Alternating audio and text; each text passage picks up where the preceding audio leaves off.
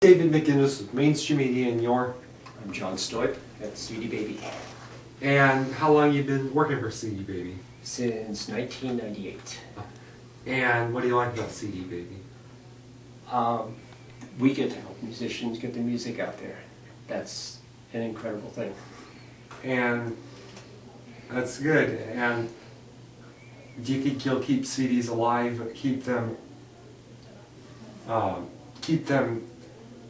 going strong? Do you think it'll keep them?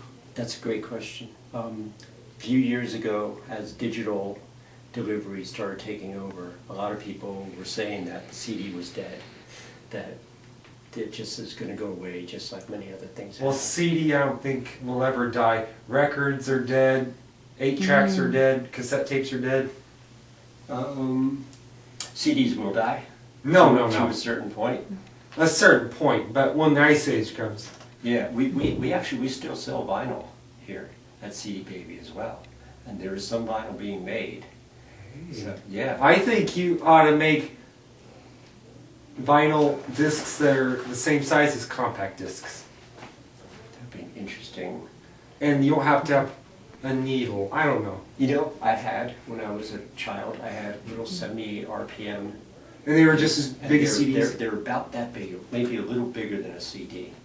And they were each one song, and they were very rough, and but they played, and I had those as a kid, and maybe they could bring those back. That would be kind of interesting. Well, somewhere around like the 50s or 60s, they had plastic records and plastic record players, for kids. Yeah. And, yep. And about CDs, I'm so glad they invented them, because CDs are better than cassette tapes, way better than records or 8-tracks. 8-tracks were a dud. Yeah, 2 thumbs down for 8-tracks. Yeah, 8-tracks were really annoying because you would be in the middle of a song and it would stop, and it would go into change to the next section on the track. So you'd actually be getting into a song and it would just stop dead. And then you'd have to listen to it all change, and then it would go from there. It was actually and in the 80s, you listened to all 3 things, records, cassette tapes, and CDs, but CDs were highly expensive in the 80s. CDs were expensive, yeah, for sure, but they become what everybody uses to listen to them. Well, in the early 90s, about 1990, they decreased the price, so yeah, they were the thing to have. They were, and now we have digital, which is really incredible, because what you can fit on a CD, you could fit hundreds of CDs on a little thumb drive this big. Yeah. It's amazing. Yeah. And I think in the 80s, CDs probably costed the same price as a Betamax.